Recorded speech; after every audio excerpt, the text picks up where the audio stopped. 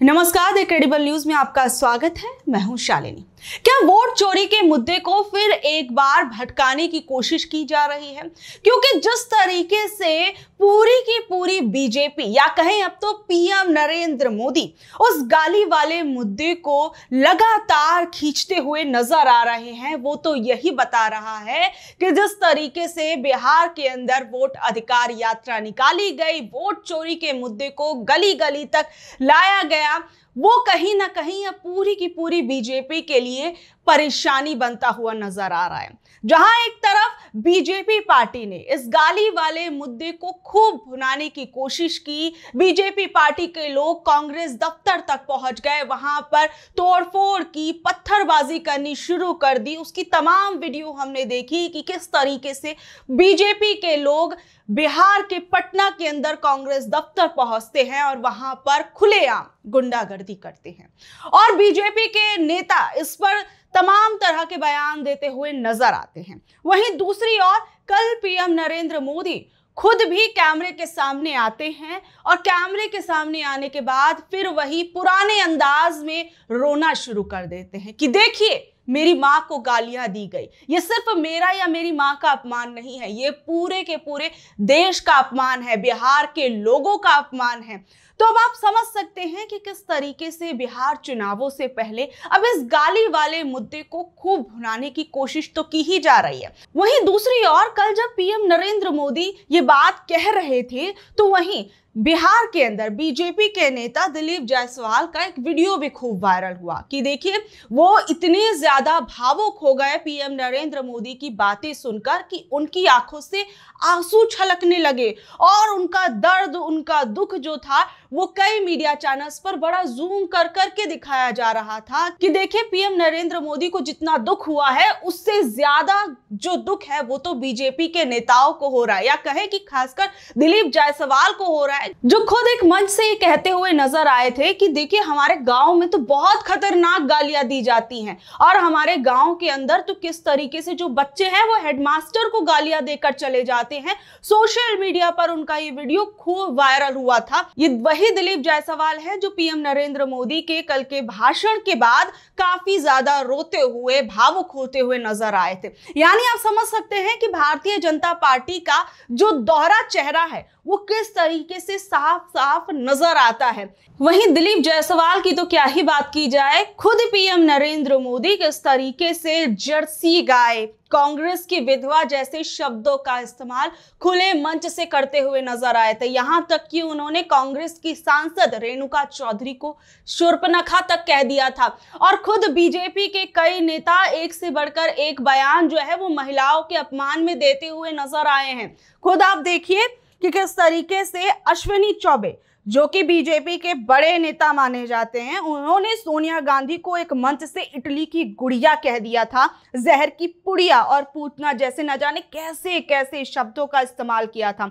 और खुद गिरिराज सिंह, वो तो ये कहते हुए नजर आए थे कि सोनिया गांधी जो हैं, उनकी गोरी चमड़ी अगर नहीं होती तो कांग्रेस में उनका नेतृत्व ही स्वीकार नहीं किया जाता। अब सोचिए, एक वो महिला जिसको न जाने शुरू से लेकर अंत तक क्या कुछ नहीं कहा गया, वो महिला कभी भी कैमरे के आगे इस प्रकार से आकर रोती हुई नजर नहीं आई। लेकिन अब पीएम नरेंद्र मोदी इस बात को लेकर कह रहे हैं कि राहुल गांधी या पूरी की पूरी आरजेडी जो है वो आकर माफी इस चीज के लिए मांगे। और साथ ही में ये बात भी निकलकर सामने आई थी कि जिस व्यक्ति ने ये बात या फिर पीएम नरेंद्र मोदी की मां को गाली दी थी और जिस वक्त ये गाली दी गई थी उस वक्त उस मंच पर कोई भी आरजेडी या कांग्रेस का कोई बड़ा नेता वहां मौजूद नहीं था और उसके बाद उस व्यक्ति को पुलिस ने गिरफ्तार भी कर लिया था। देखिए, किसी की भी मां का अपमान जो है वो कतई बर्दाश्त नहीं किया जा सकता, क्योंकि सबकी मां होती है, चाहे वो पीएम नरेंद्र मोदी की मां हो, चाहे वो मेरी मां हो, चाहे वो आपकी मां हो, सबकी मां होती है और सबका सम्मान किया जाना चाहिए। लेकिन जिस तरीके से अब बीजेपी पार्टी इसे एक बड़ा मुद्दा बनाती हुई नजर आ रही है, वो कहीं ना कहीं अपने आप में सोचने वाली बात है। वहीं से लेकर कांग्रेस पार्टी के नेता सुरेंद्र राजपूत, जिन्हें टीवी पर खुले मंच पर बीजेपी के एक प्रवक्ता ने खुलेआम मां की गालियां दी थी। आपको याद होगा, वो वीडियो भी सोशल मीडिया पर खूब वायरल हुआ था। अब इसे लेकर सुरेंद्र राजपूत ने क्या कहा और इस पूरे पीएम नरेंद्र मोदी की मां को गाली देने वाले इस पूरे मुद्दे पर क्या कुछ कहा, जरा सुनिए। देखिए, मैं प्रधानमंत्री जी की मां को गाली दिए जाने के बिल्कुल खिलाफ हूं और जिस तरीके से उन्होंने भावना व्यक्त की, मैं उनके दुख के साथ भी हूं। प्रधानमंत्री की मां करोड़ों की मां है, ऐसे ही मेरी मां भी थी। मेरी भी मां मर चुकी है और मेरी मां को प्रधानमंत्री के सबसे करीबी राष्ट्रीय प्रवक्ता ने गाली दी थी, खुलेआम टेलीविजन पर गाली दी थी, मां की गाली, और बहुत बुरी गंदी गाली दी थी। क्या मेरी मां मां नहीं है? प्रधानमंत्री जी की मां है, या मेरी और प्रधानमंत्री जी की मां में अंतर है कोई? और मैंने प्रधानमंत्री जी को चिट्ठी लिखी थी, वो चिट्ठी भी मैं आपको भेज सकता हूं, लगातार सारे चैनलों में चल रही है। प्रधानमंत्री जी, अगर आपने उसके खिलाफ, उस राष्ट्रीय प्रवक्ता खिलाफ क्या कार्रवाई की, आप बताएंगे? क्या आप उसे माफ कर पाएंगे? उतनी ही भद्दी गाली दी है जितनी आपकी मां को गाली दी है। हमारी गाली तो हमारा कोई कार्यकर्ता भी नहीं था, वो किसी दूसरे दल का कार्यकर्ता था। राहुल गांधी जी मंच छोड़ चुके थे, तेजस्वी यादव जी मंच छोड़ चुके थे, कार्यक्रम खत्म हो चुका था और उस आदमी को एफआईआर हमने कराई और एफआईआर करा करके जेल भिजवाया। लेकिन आपने क्या किया? भारतीय जनता पार्टी के उस राष्ट्रीय प्रवक्ता के खिलाफ आपने क्या किया? आप बता सकते हैं? ये राजनीति करना बंद कीजिए, भावों की राजनीति मत कीजिए, इमोशंस की राजनीति मत कीजिए।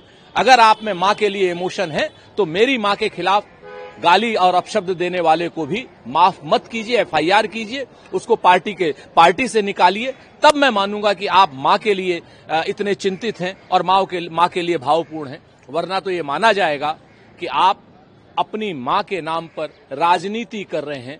बिहार बिल्कुल याद करेगा, बिहार के गांव-गांव में ये बात जाएगी, पांव-पांव जाएगी, नगर-नगर जाएगी, डगर-डगर जाएगी कि प्रधानमंत्री जी की मां को गाली देने वाला तो जेल में बंद है, लेकिन सुरेंद्र राजपूत की मां को गाली देने वाला आज भी खुला घूम रहा है और राष्ट्रीय प्रवक्ता बना हुआ है भारतीय जनता पार्टी का और नरेंद्र मोदी जी का सबसे करीबी है। वहीं कांग्रेस के नेता पवन खेड़ा, उन्होंने कहा कि देखिए, मैंने तो कुछ समय पहले कह ही दिया था कि पीएम नरेंद्र मोदी जो है वो कुछ दिनों बाद कैमरे के सामने आएंगे और रोने लगेंगे। और उन्होंने कहा कि देखिए, अब ये मेरी बात जो है वो सच साबित हुई है। अब इसे लेकर पवन खेड़ा ने क्या कुछ कहा है, जरा सुनिए। देखिए, जिस दिन ये गाली कांड हुआ उसके दूसरे दिन से लगातार मैं आप सबको बार बार कह रहा हूं कि ये टूल किट का हिस्सा है। इस टूल किट में अगला चरण है कि प्रधानमंत्री बिहार में जाकर रोएंगे और कहेंगे, ओ देखो मुझे गाली दे दी। वही हुआ जो कहा मैंने 4 दिन पहले, ये हो रहा है आपके सामने। न कांग्रेस में कोई ऐसा नेता या कार्यकर्ता है जो किसी की मां का अपमान कर सकता है। मैं पूरी उम्मीद है मुझे कि बीजेपी में भी ऐसा नहीं होगा। लेकिन जो व्यक्ति कहता है मैं नॉन बायोलॉजिकल हूं, वो किसका अपमान कर रहा है? क्या वो अपनी मां का अपमान नहीं कर रहा?